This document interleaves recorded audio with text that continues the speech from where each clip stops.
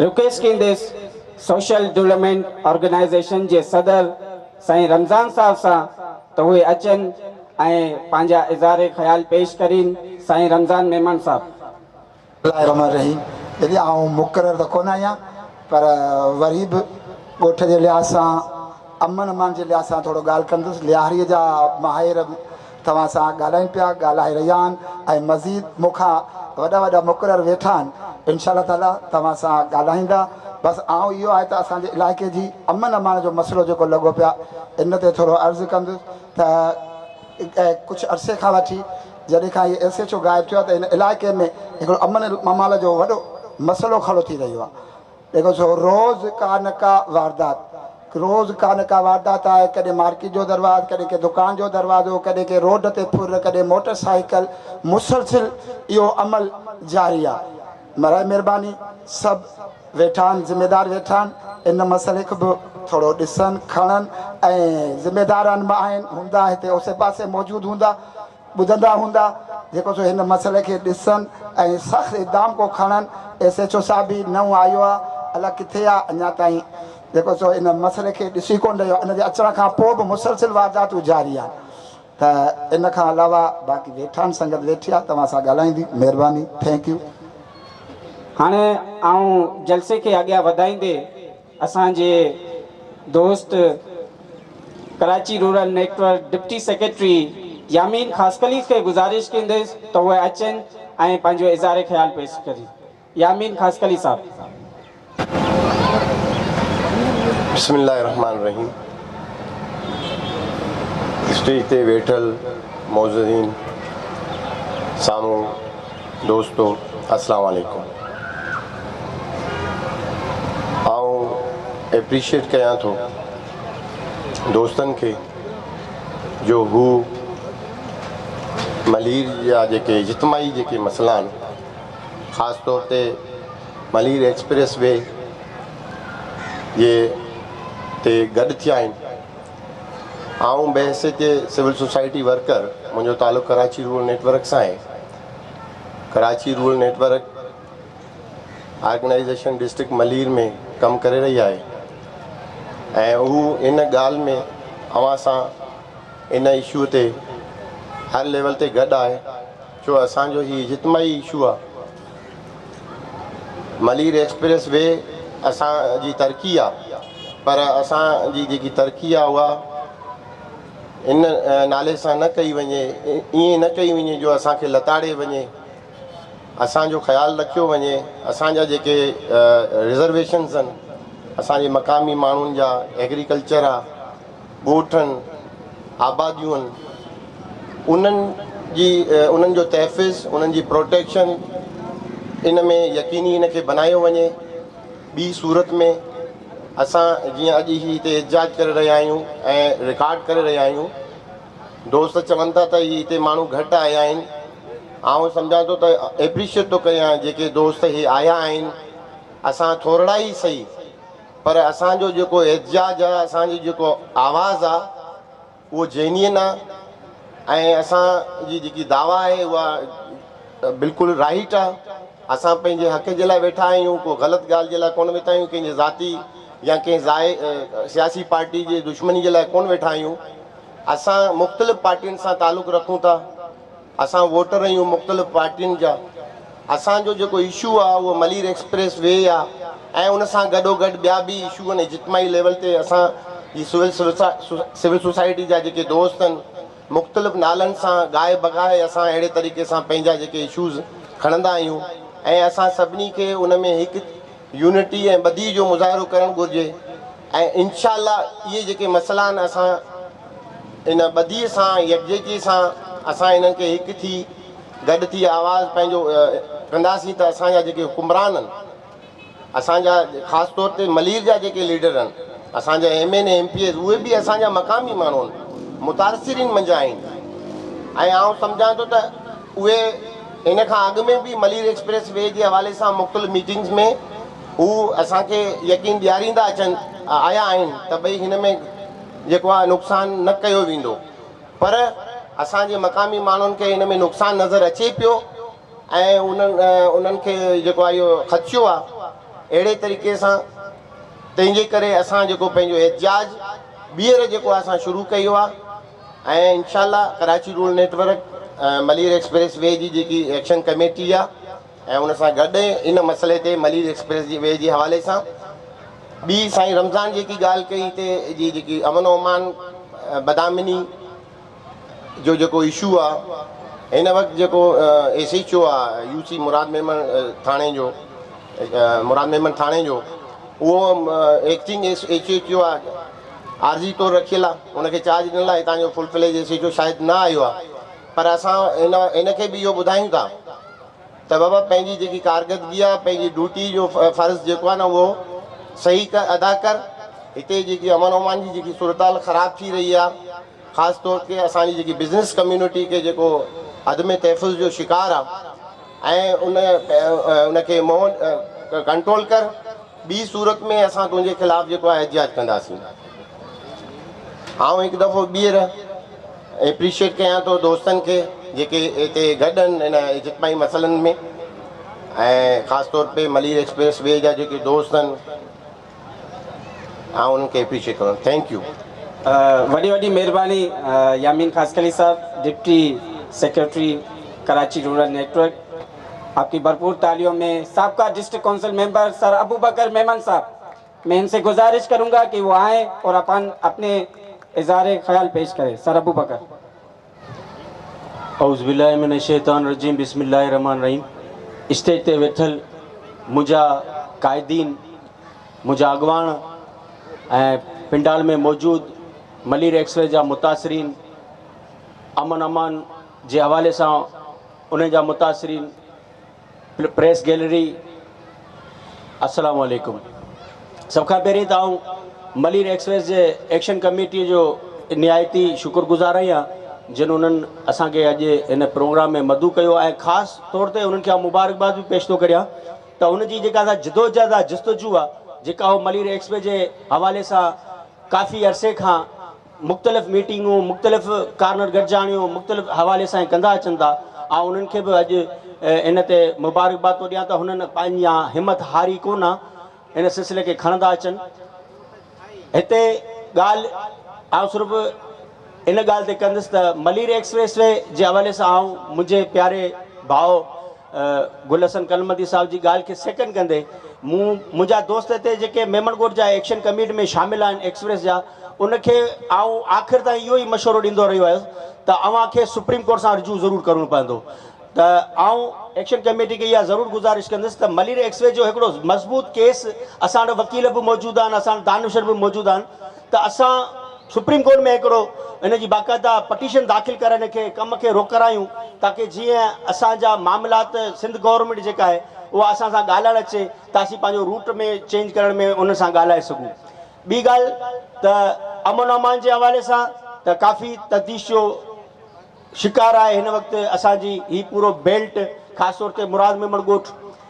पर अफ़सोस सां मूंखे इहो थो चवणो पए त जॾहिं का वारदात थींदी आहे, का डकैती वग़ैरह को या दुकान वग़ैरह टोड़ियो थो वञे, त असांजा जेके मुतासिरीन उहा फेसबुक ते एॾी वठां कंदा आहिनि त मन का असांजो को तदारक करियो, पर जॾहिं उन्हनि जे लाइ करे हेॾो वॾो मजमू, हेॾो वॾो एहतिजाज, हेॾो वॾो ही जलसो कोठायो वियो आहे, पर उन्हनि मां अफ़सोस सां थो चवणो पए त उहे हिते अॼु शामिल न आहिनि।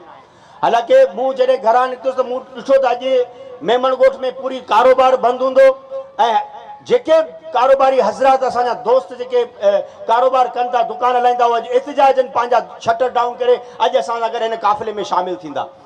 पर शायदि उन्हनि खे अञा हिन ॻाल्हि जी अहमियत जी ख़बर कान्हे, पर आउं एतिरो ज़रूरु चवंदुसि, आउं बि गवर्नमेंट पार्टी सां तालुक़ु रखां थो।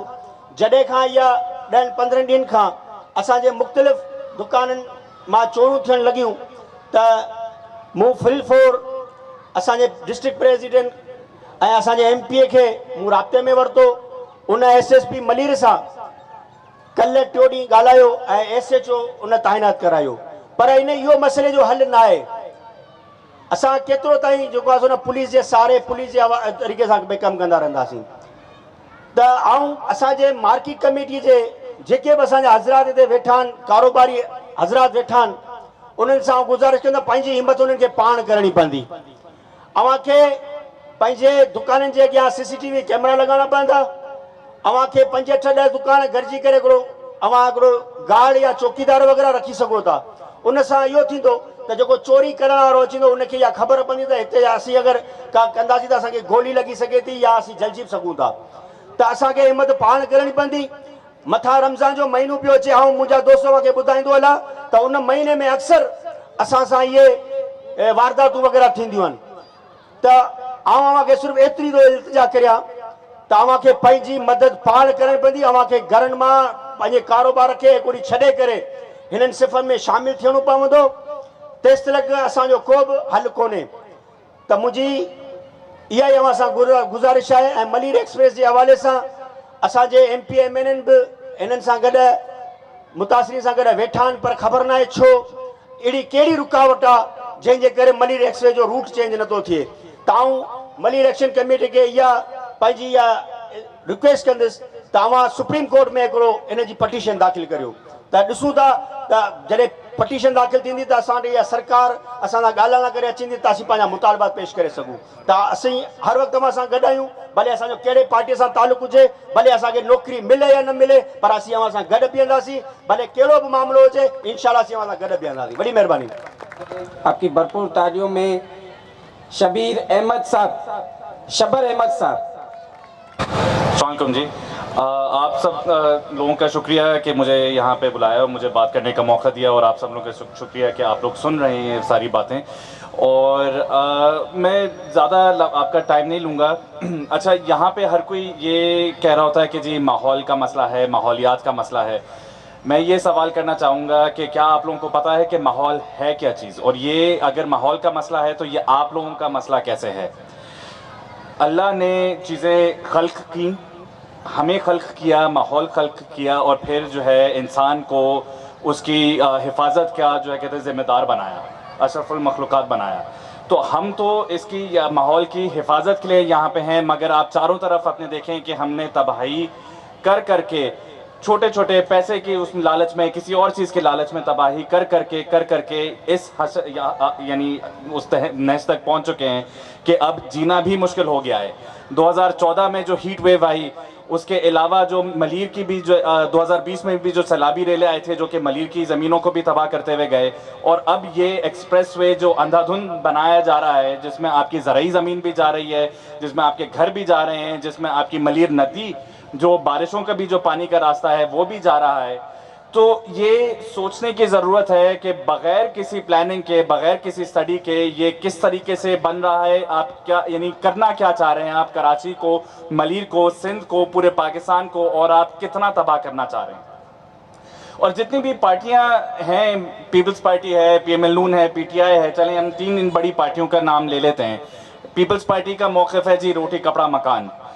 PML नून के बारे में कहते हैं कि जी वो बिज़नेस के हवाले से बहुत काम करती है, इकोनॉमी के हवाले से बहुत ज़्यादा काम करती है। PTI का कहते हैं कि जी इंसाफ उनका मेन मुद्दा है। मैं ये पूछूंगा कि रोटी कहाँ से आती है? फसलों से। फसलें किस चीज़ का हिस्सा है आपके माहौलियात का? कपड़ा कहाँ से आता है? आपकी फिर से जो है कहते हैं कपास से, दूसरी जो है कहते हैं कॉटन से, दूसरी चीज़ों से। वो किस चीज़ का हिस्सा है? फिर से माहौलियात का। मकान की ज़रूरत क्यों है? मकान की ज़रूरत है कि जी गर्मी हो, चाहे बारिश हो, चाहे जो है कहते हैं कोई सैलाब आ रहा हो, तो आपके पास जो है सर छुपाने के लिए कोई जगह हो। ये भी माहौलियात का ही बेसिक हिस्सा आता है। इंसाफ की बात ले लेते हैं। इंसाफ किस चीज़ के लिए होता है? किस चीज़ में होता है कि बराबरी से, सही तरीके से चीज़ें बांटी जाएं। जंगें किस बात पे हो रही हैं? तेल के ऊपर। वो कहाँ से आ रहा है? बलूचिस्तान का सबसे बड़ा मसला जो आपका है, जिस पे काबिज हैं सब लोग, वो किस वजह से काबिज हैं? उनकी उसकी रिसोर्सेज की वजह से कि सही तरीके से बांटा नहीं जा रहा। जो आपके जो कहते हैं जो सरदाराना निज़ाम है, या जो फ्यूडल जो निज़ाम है कि कुछ चीज़ों के ऊपर कुछ लोग काबिज हैं और कुछ लोग जो है कहते हैं बेदखल हैं। तो ये कहाँ का इंसाफ है? इंसाफ यही है कि माहौल को सही तरीके से चलाया जाए। फिर तीसरी आपकी जो ये इकोनॉमी है, ये चल ही आपकी जो है माहौलियात की वजह से रही है, आपके फसलों की वजह से रही है। आप अपने आप को एग्रीकल्चरल जो है कहते हैं मुल्क कहते हैं, ज़रूरी मुल्क कहते हैं, तो वो भी कहाँ से आ रहा है? सारा आपका माहौलियात की वजह से आ रहा है। आपकी अगर पानी की कमी होगी, पानी ख़राब होगा, आपकी फसलें तबाह होंगी, तो फिर आप लोगों को अंदाज़ा होगा, इन पार्टी वालों को अंदाज़ा होगा कि जी पैसा खाया नहीं जाता, पैसे से पेट नहीं भरता, बातों से पेट नहीं भरता। पेट उसी तरह से भरता है कि आप सही तरीके से सब चीज़ें चलाएं, बैलेंस के साथ चलाएं। अंधाधुंध तबाहकारियां करते हुए आप चलेंगे तो कुछ अरसे के बाद आप खुद सड़क पे पहुंचे हुए होंगे और जो कहते हैं आप वो कर रहे होंगे कि भाई अब अगला मैं खाना कहां से लेके आऊं। तो मलीर एक्सप्रेसवे का जो मसला है ये आपका अपना मसला है और ये बहुत बड़ा मसला है। ये कोई छोटी जो है इस चीज़ को ना समझें कि जी गाड़ियां सिर्फ इधर से उधर जाएंगी और जो है कहते हैं आपका ट्रैफिक इससे आपका बेहतर हो जाएगा। आपके जो नदी पूरी ब्लॉक होगी आपकी, ऑलरेडी आप सैलाबी रेले देख चुके हैं। नदी अगर यहाँ से ब्लॉक होती है, जो सैलाबी रेले बारिशों के दौरान आते हैं, तो वो कहाँ जाएंगे? वो कहाँ जाएंगे? वो आपके पास ही आएंगे। सैलाबी रेला आपके पास ही तबाहकारियां और करते हुए गुजरेगा। आपकी ज़राई ज़मीन और जो है हरियाली है वो ख़त्म होगी। तो हीट वेव हम लोग ऑलरेडी देख चुके हैं जिससे 2000 लोग मारे गए थे। हमें और शहादतें चाहिए और लोग जो है कहते हैं मरे हुए चाहिए। मुझे समझ में नहीं आ रहा कि ये क्या प्लानिंग किसके तहत कर रहे हैं, बल्कि प्लानिंग तो कोई हुई नहीं। और जो EIA भी जो हुई यहाँ पे वो भी सब लोगों ने मलीर के लोगों ने रद्द कर दी। और ये सिर्फ मलीर का मसला नहीं है, ये कराची का मसला है। मैं ये आगे लोगों को कहूँगा, मैं जो है कहते हैं फरियाद करूँगा कि बाकी कराची वाले भी मलीर वालों के साथ खड़े हों और बाकी सिंध वाले भी और बाकी पाकिस्तानी भी यहाँ पे साथ में मलीर वालों का साथ दें। शुक्रिया जी, थैंक यू।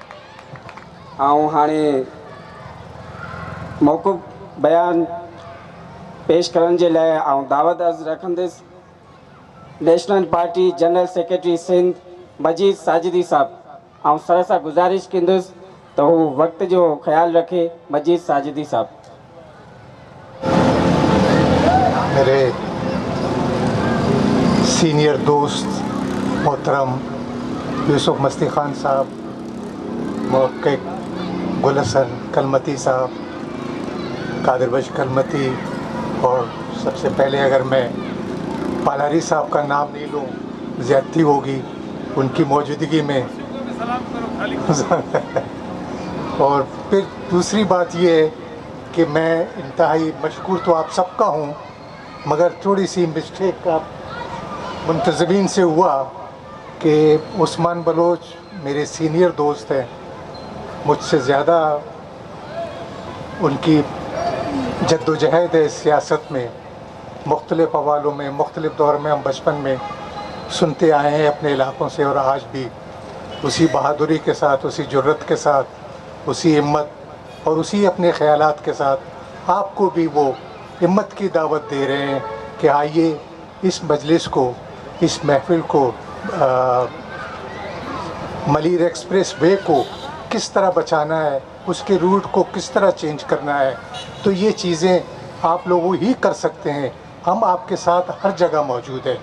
मैं तमाम दोस्तों का एक बार फिर शुक्रिया अदा करता हूँ वक्त की कमी का। इन्हीं अल्फाज के साथ